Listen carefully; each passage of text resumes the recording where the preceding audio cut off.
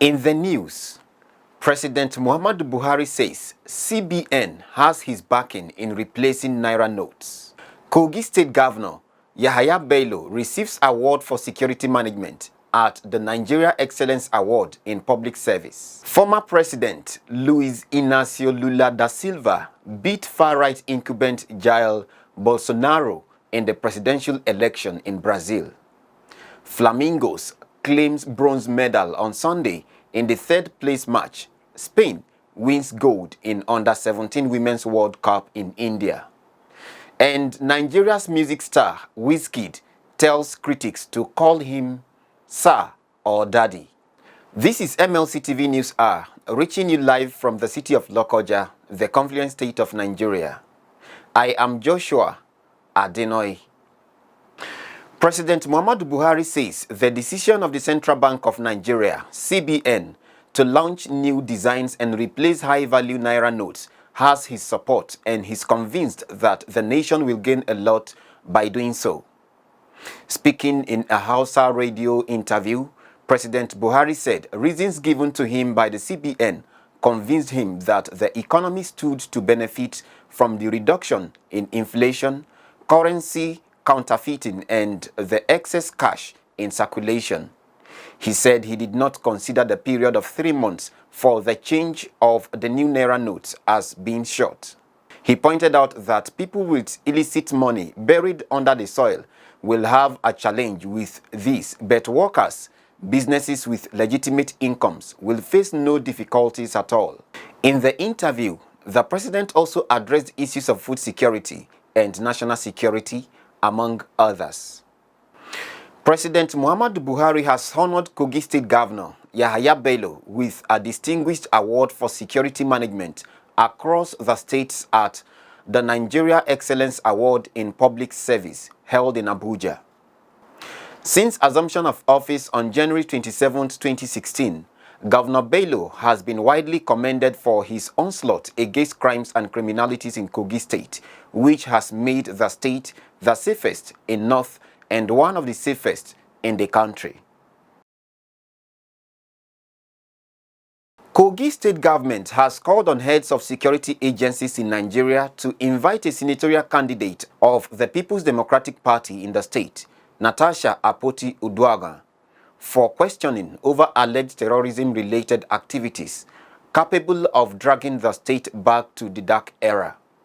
The government said despite heavy security interventions by the present administration to rid the state of terrorism, it was worried that politicians had deliberately continued to groom terrorists in the state as well as import them from neighboring states. In a statement by the State Commissioner for Information and Communications, Kingsley Fanwo, in Lokoja, the state government alleged that Natasha Uduaghan had exhibited enough actions to be invited over terrorism-related activities, especially with the manner by which the PDP and organizations linked to Natasha had been advocating for the release of an arrested terrorist called Safiu.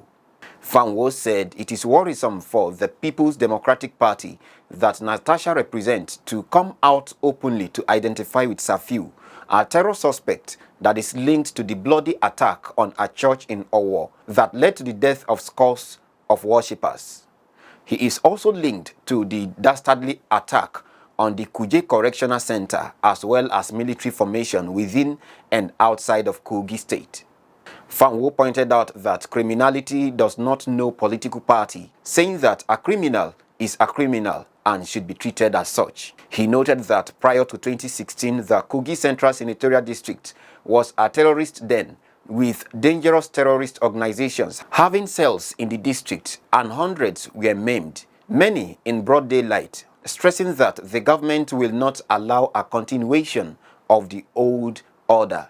Fanwo called on security agencies to arrest defenders of terrorists and ask them their levels of involvement. The KOGI State government assured the people of the state of its continued commitment to securing their lives and property. The KOGI State Mineral Resources Development Agency, KGMRDA, has called for more synergy among stakeholders in the mining sector for better and robust output. The call was made at a roundtable workshop for active stakeholders in the mineral resources sector at the Government House, Lokoja. Chairman of the agency, Hasiat Suleiman Ozavize, who doubles as the chairman, Mineral Resources and Environmental Management Committee, MIREMCO, KOGI State Chapter, stated that the confluent state is open for business, calling on existing and potential investors to discuss business with the state. Our reporter has more. KOGI State Governor YAHAHA BELLO, who was represented by his deputy, Eduardo Noja, says his administration will foster sustainability agreement modalities that underscore the social and economic benefits and host communities of mining companies in the state. After he declared the event open, he advised relevant community leaders to inform the state government on the adoption and implementation of Community Development Agreement (CDA) between mining companies and other host communities as condition precedent to the commencement of mining operations in the state. Errors may have been made in the past, but KOGI State, under my leadership, we will not entertain future errors that would jeopardize the benefit of our next generation. Past leaders may have overlooked some critical issues, but we will set modalities in place that future leaders and traditional rulers and community leaders must seek the benefit of the entire community first before their personal interests. We want to believe that that is why we are gathered here today. A synergy that is a win-win situation for the investor, for the federal government, for the state government, and most importantly, for the community where the mining is taking place.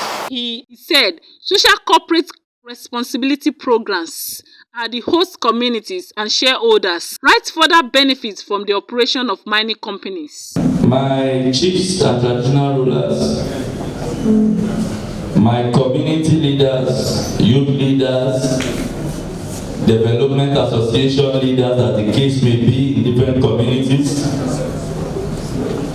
before you sign that agreement, ask yourself, is this to my benefit alone, or our group alone, or for the entire community?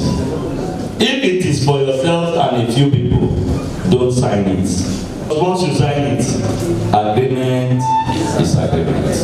And that is why we must carry along the state government,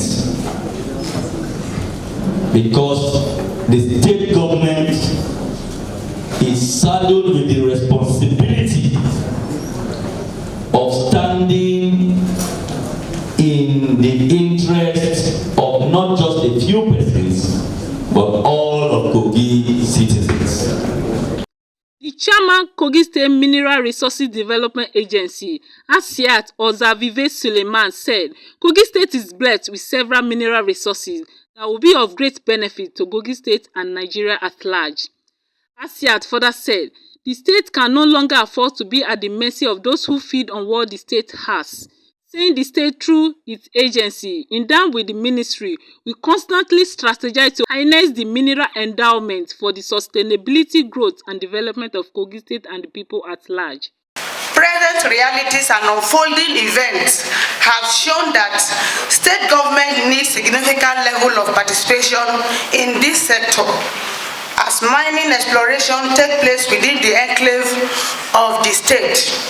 The state has a part to play, one of which is the protection of the environment, as well as security of the land and its people. To cooperate with the federal government and internal agencies in actualizing those objectives. Subsection F mandates the agency to plan and manage the development and implementation of state mineral resources policies in enhancing internally generated revenue for the state. She said Kogi State is open and ready to accommodate their new investors to come to do business with them, especially those who are willing to abide by the state policy. Intending investors, we encourage them to come and collaborate with the state government in terms of establishing their site in the state and doing business and partnership. It is there in the Nigeria Mineral and Mining Act 2007 that the surface rent should be payable to the community, but because of lack of proper education of what their right is, you will find out that some of these operators give them peanuts compared to what they are entitled to as a community. So what the agency now want to achieve is to properly educate them and for them to give us that empowerment to administer and supervise the collection of this surface rent on behalf of the community. With this, we know what is in the law. They will not be able to cheat us as a people. Commissioner for Solid Minerals and Natural Resources, Abubakar Bashir Gego, said, Kogi State is the economic hub of Nigeria. He assured investors of enabling environment, safety and security of lives and properties. I want to congratulate the governor for the enlistment of Kogi State as an oil-producing state.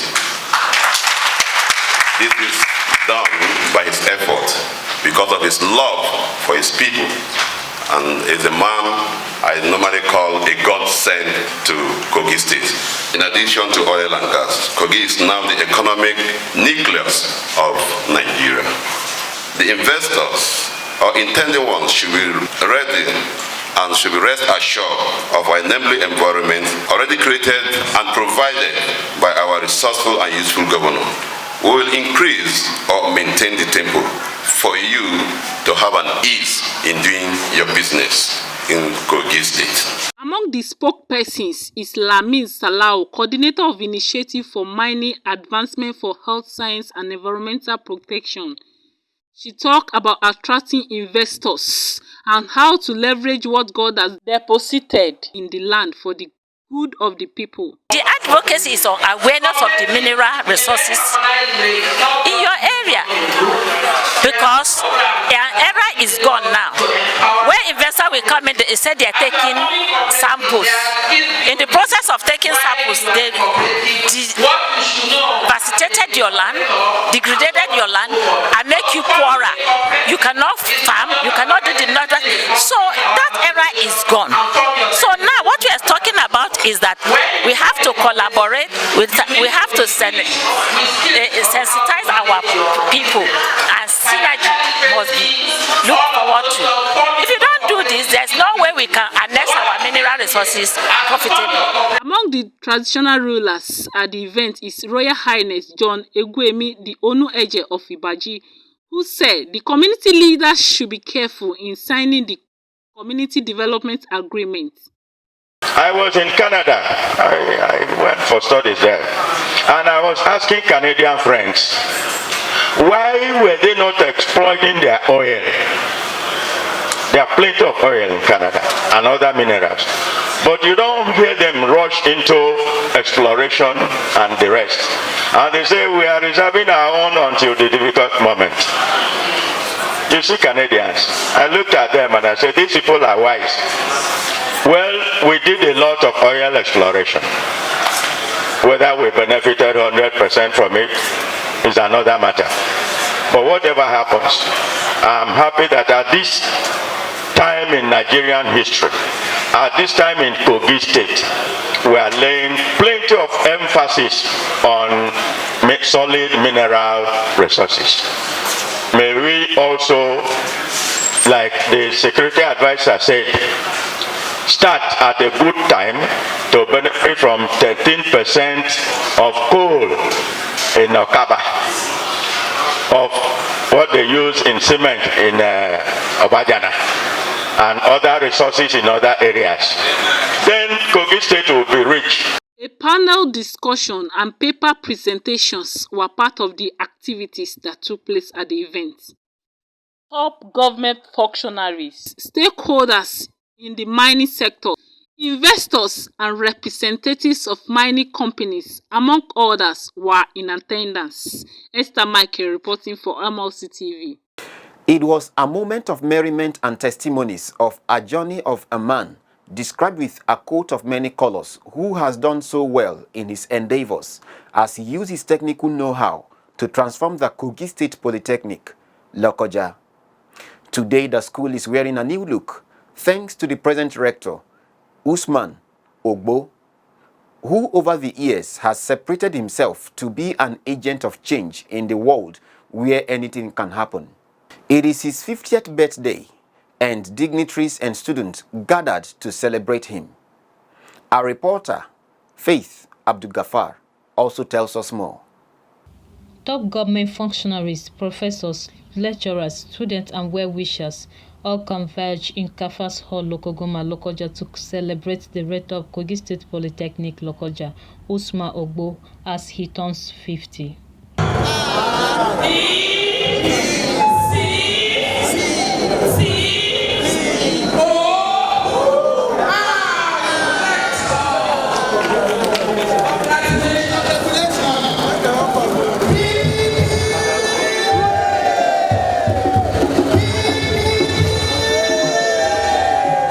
The atmosphere was charged with music and merriment.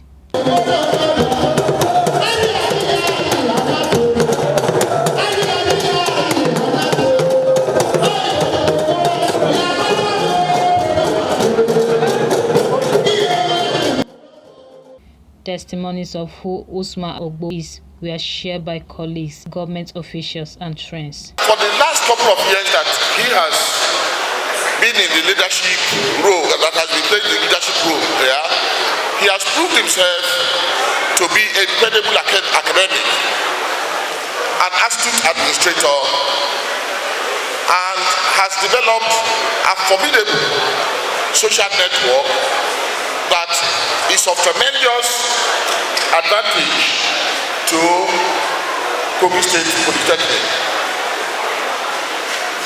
When I came on board nearly 2 years ago as the Vice Chancellor of the new University, Conference University of Science and Technology, he didn't take time before he linked up with me. In fact, he didn't wait for the new man to ask who and who are the people to be linked with. He quickly linked up with me, and ever since then, we have been having very friendly, very fruitful, very rewarding interactions. And these interactions have had very formidable impact on both institutions. That is, Conference University of Science and Technology and Kogi State Polytechnic.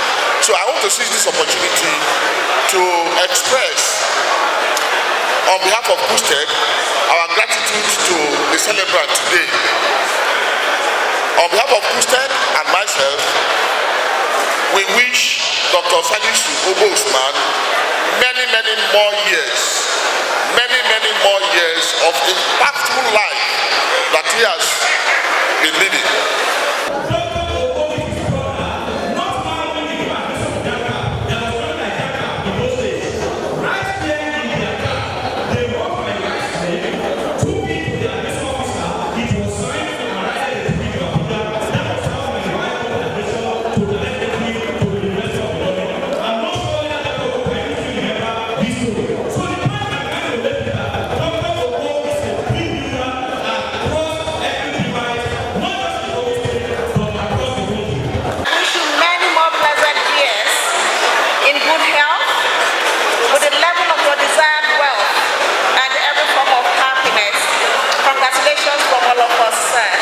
The celebrant Usman Ogbo shared his journey so far. Because of the rough journey, I never believed I could attain 50 years. At times, I check myself to see whether I'm in another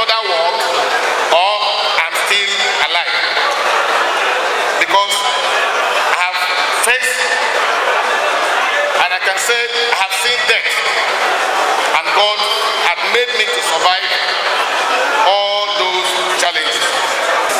I considered my life story as a story of a positive rebel. We are almost about 25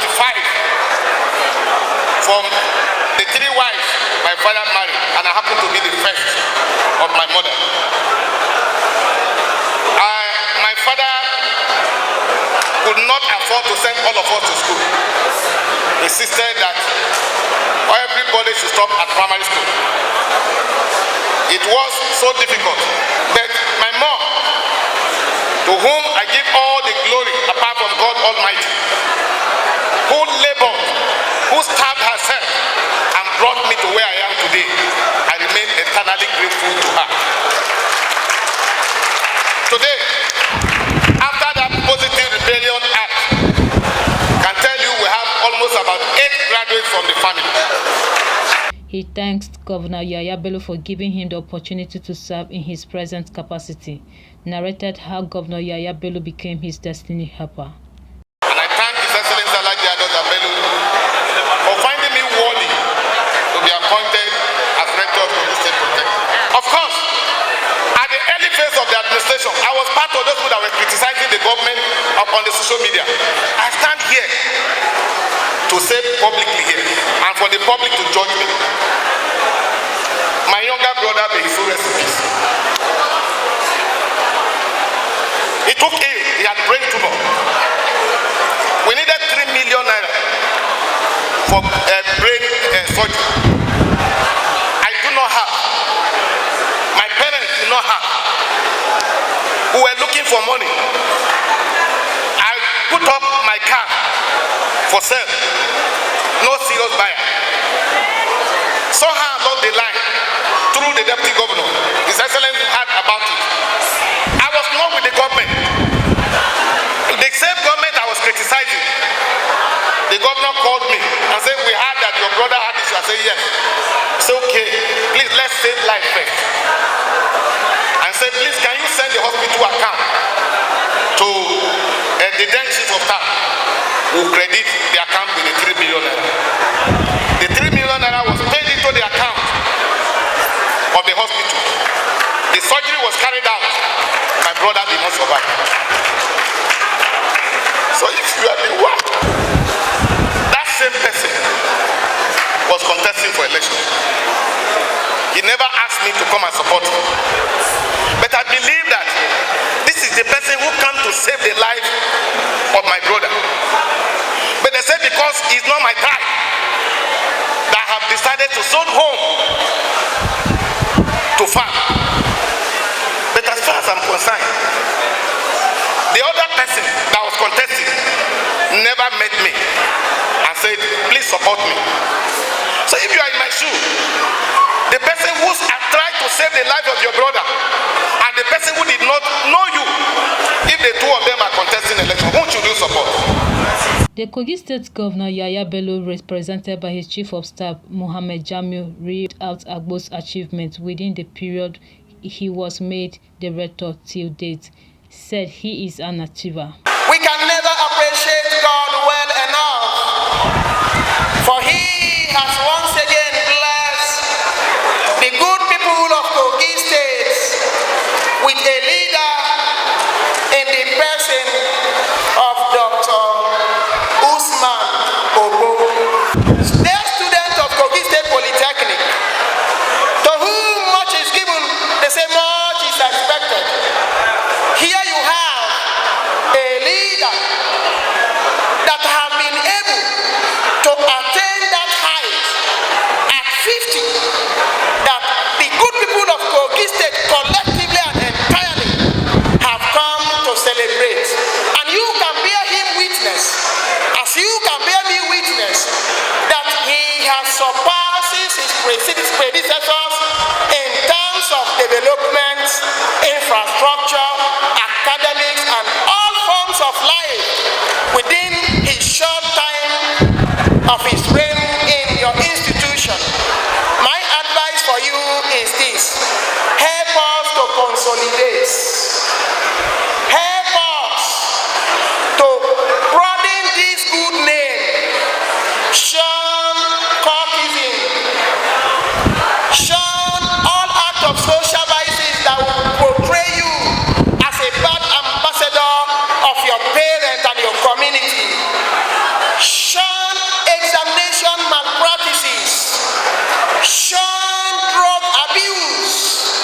books launched, Kogi State Chief of Staff to the Governor, the book reviewers, said Usman Ogbo's research work will go a long way to correct ills in the society. I have this request to make.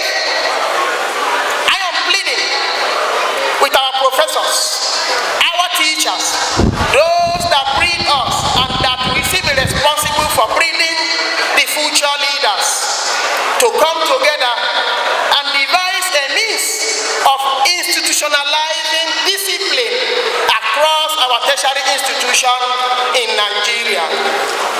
Lack of discipline is the only reason we are where we are today as a nation, Nigeria. A chapter of it, which is chapter 10, was devoted to the achievements of the rector of Kogi State Polytechnic in the person of Dr. Enso Usman. So for a young man who is promising, this chapter, of course, brings to the fore the challenges associated with achieving in the educational system. So it is the most rich book for everyone, and an aspect of it too has to do with corruption, and in the aspect of corruption, of course, the book also look at the societal impact and implication of corruption and ways and mechanisms geared towards salvaging the Nigerian nation state from the ills associated with corruption. And what the book does basically is to look at the relationship between democracy, ethnicity, and national development in Nigeria.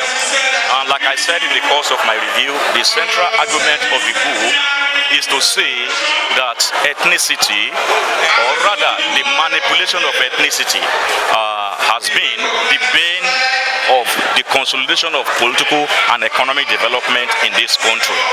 And the book went ahead to lay at the doorstep of colonialism the problems of ethnicity that we have in this part of the world. While responding to ASU and federal government on the recent strike called off, the Deputy Vice Chancellor, Academic, Federal University Lokoja, Muhammad Suleiman Awudu said lecturers are not properly placed in terms of welfare. The university education is in a near collapse and needs huge sums of money to revitalize the structure. Governments, by its imagination, constituted a committee of needs assessment and then quantified what would be needed to revitalize the tertiary institutions, particularly education and universities, the sum of 1.3 trillion naira.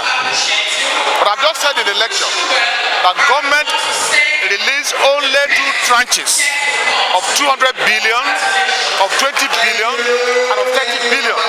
Now the remainder of the tranches have not been released, which goes to show that government in itself is insolvent financially. And if that is it, ASU would need to restructure, re-strategize, because you cannot beat the dead horse. Already government has said there's no money, and I've concluded that it is time that members of the public, ASU, as well as government, realized that we have no other way but to introduce tuition fee. And when you do so, then each university can now utilize the resources available to her successfully, particularly in revitalizing this decadence of the structure that we have in universities. The salaries, like I said, the salaries are so meager. I have just made an analogy of the slave and the slave master. With the kind of the credential that the professor has, and then you must have had what the professor takes as a salary, 416,000 naira. That's the highest. He unveiled the books written by Usman Ogbo, which were launched to the world. We stand here in the company of good people of God, the entire government structure of Kogi State, and our father, the mouthpiece of God across the land and breadth of the state, to obey this book titled Democracy, Ethnicity, and Nigeria's Development. Hereby obeys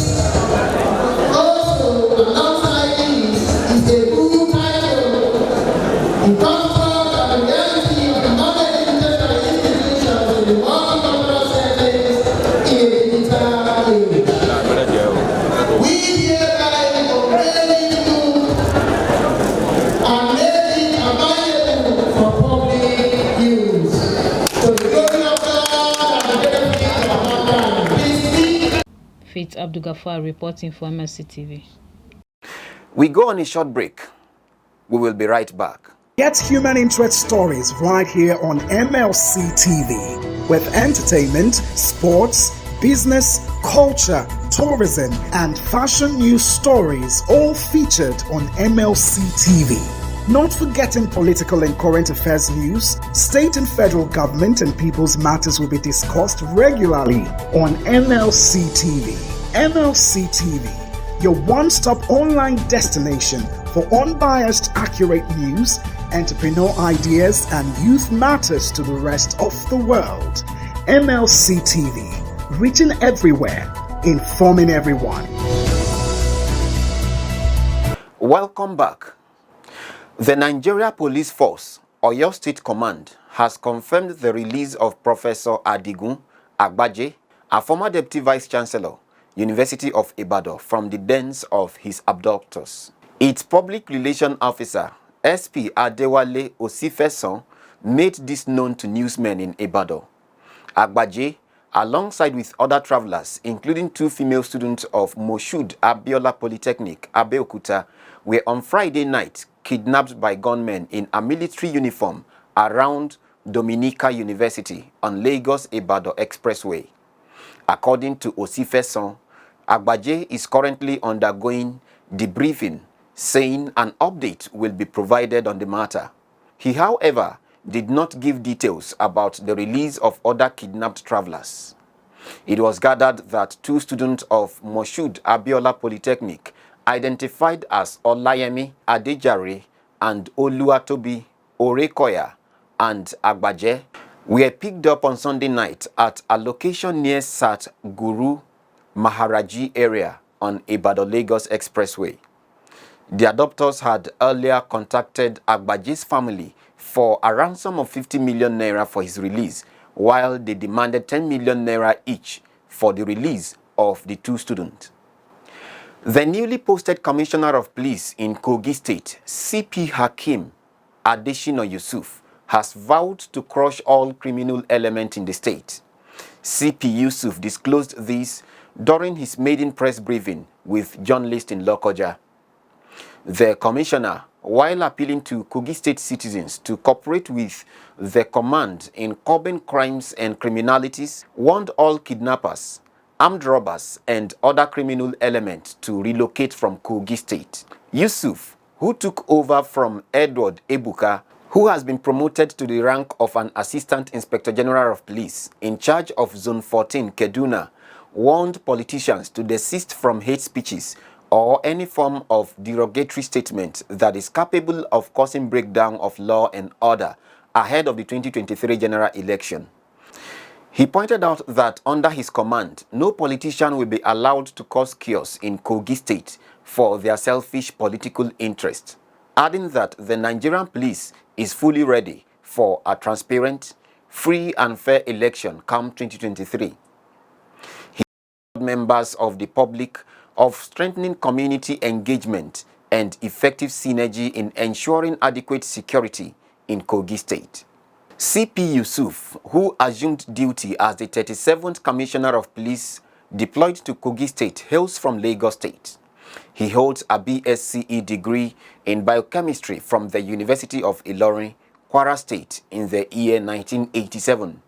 He was enlisted into the Nigeria Police Force in the year 1990 as a cadet assistant superintendent of police and was trained at the Police Academy Annex, Kaduna. And on the foreign scene, Duke of Sussex, Prince Harry, has left his father, King Charles, genuinely worried with the announcement of his much-anticipated memoir spare. Royal expert Richard Palmer told Express UK, the monarch is concerned about Harry's tell-all book could dilute the message of major royal events, explaining that Charles is genuinely worried about the impact spare could have on his attempt to establish himself as the new king. Palmer said if they are planning a big announcement, an overseas tour, among others, and such gets in the way, it could completely dilute the original message and everything the royal family stand for, and called on Prince Harry to tread with care. Prince Harry will release his memoir titled Spare on 10th January 2023, his publisher announced last week. Pension Random House said they are excited to announce the remarkably personal and emotionally powerful story of Prince Harry, the Duke of Sussex. Brazil has taken a turn to the left as former president Luiz Lula da Silva beat far-right incumbent Jair Bolsonaro in the presidential election. After a divisive campaign which saw two bitter rivals on opposite sides of the political spectrum go head-to-head, Lula won 50.9% of the votes. It was enough to beat Jair Bolsonaro, whose supporters had been confident of victory. But the division which this election has highlighted is unlikely to vanish. It is a stunning comeback for a politician who could not run in the last presidential election in 2018 because he was in jail and banned from standing for office. He had been found guilty of receiving a bribe from a Brazilian construction firm in return for contracts with Brazil's state oil company, Petrobras. Lula spent 580 days in jail before his conviction was annulled and he returned to the political fray. In his victory speech, he struck a conciliatory tone, saying he would govern for all Brazilians and not just those who voted for him, saying that the country needs peace and unity. On sports, let's join Jonah Malik for update.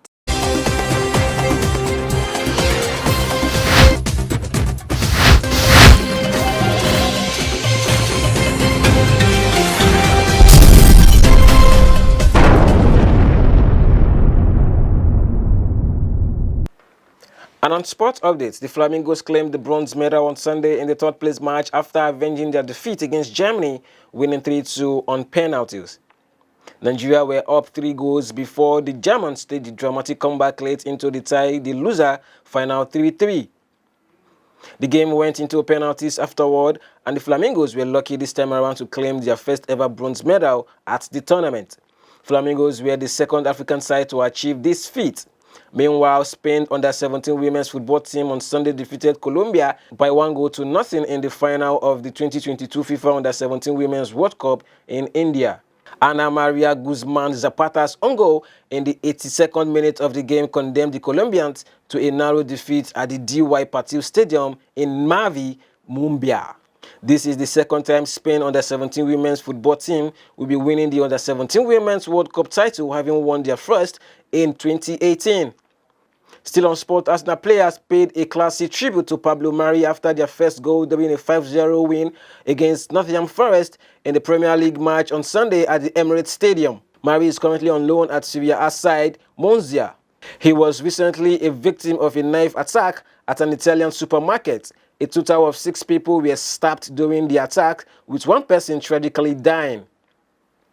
Other victims were rushed to the hospital via helicopter and have since been recovering fine after sustaining non-life-threatening injuries.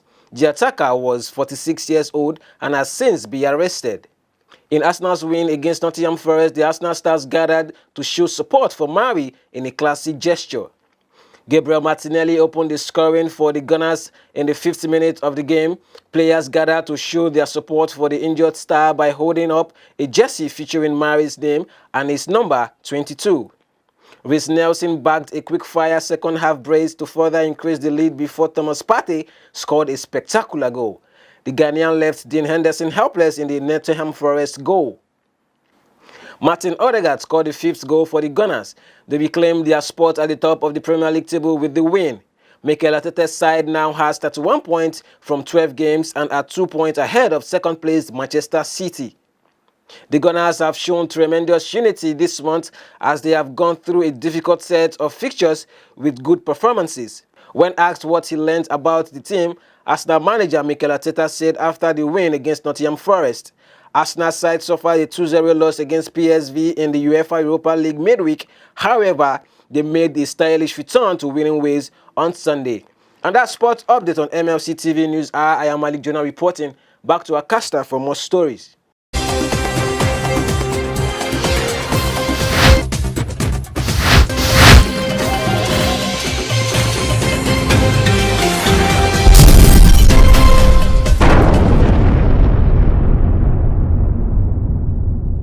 Thank you, Jonah.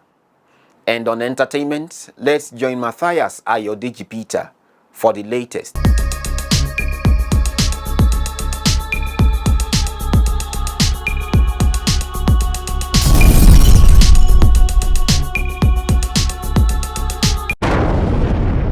On our foreign entertainment news, Taylor Swift has denied Arctic Monkeys their 7th straight chart-topping album after our own new LP raised to #1 on Friday.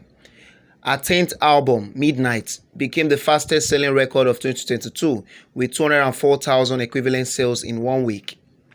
The Shelfie rock band finished in 2nd place with more than 100,000 chart sales in 7 days for The Car. That would have been enough sales to reach #1 in a normal week where there was no competition with Swift. The US singer more than doubled her previous best opening week album sales, which was achieved in 2014 for her album 1989.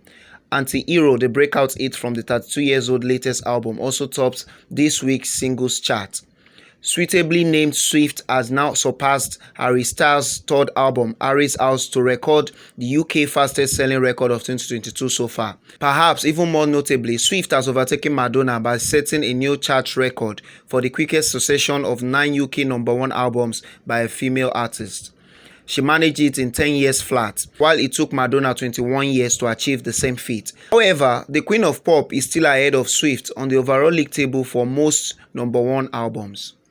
Crossing over to Africa, Nigerian singer Ayodeji Balogun, popularly known as WIZKID, on Sunday demanded that he be referred to moving forward as Sir or Daddy. The Grammy Award-winning singer made this known via his Snapchat as he boasted of the wealth he has gathered in his career, adding that he would soon open a school to teach people how to amass such wealth with smart business decisions.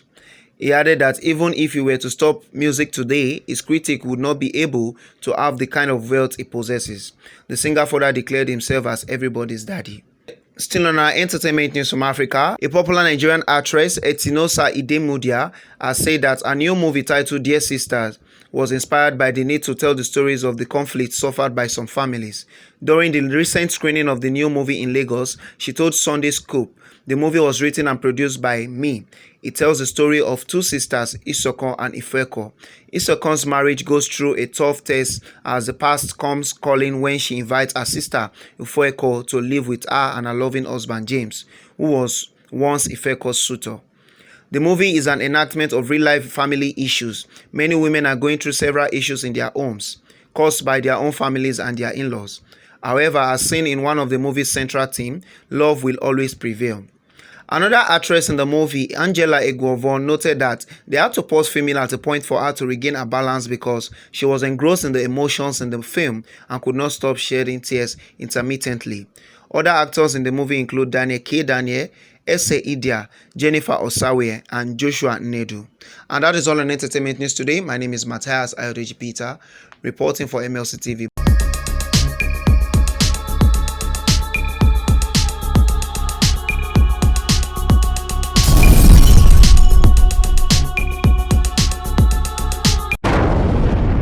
Thank you, Matthias. And that's the size of our package for today. Join us tomorrow at this same hour to watch our news as we give you updates on happenings within and across the globe. Don't forget to subscribe to our YouTube channel, Malachite TV. Like and follow our Facebook page, MLC TV, Instagram, MLC TV 2021, Twitter, MLC TV 1. For your event coverage, information, contribution, advert and sponsorship, please call any of our numbers displayed on your screen. Join us Friday and Saturday to watch our special programs. It's Malachite TV, reaching everywhere, informing everyone. I am Joshua Adenoy. Please continue to be your brother's keeper to build a united and peaceful society together. Good day and thanks for watching.